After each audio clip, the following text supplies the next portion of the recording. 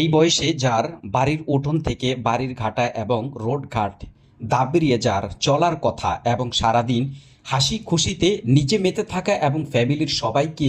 নাচিয়ে রাখার যেই বয়স, সেই বয়সেই তার হসপিটাল থেকে শুরু করে রুমের তার চার দেয়ালে তার জীবনটা বন্দী। এটা আল্লাহ পাকের একটা নিজস্ব তার মহিমার গুণেই তিনি এই কাজটা করেছেন, কারণ যে রব তাকে সৃষ্টি করেছেন এবং তিনি তাকে রোগাক্রান্ত করেছেন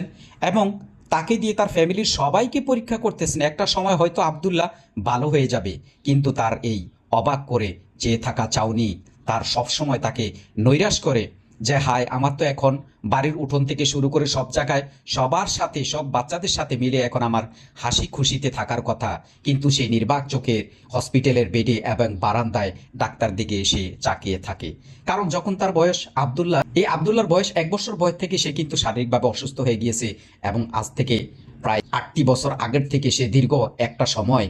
এই দীর্ঘ পথ অতিক্রম করে আজকে 9 বছর রানিং সেই কিডনি রোগে আক্রান্ত শুধু দিন অতিবাহিত করছে। আল্লাহ পাক চাইলে তো তাকে ভালো করে দিতে পারেন, কিন্তু এমক রোগে আক্রান্ত করেছেন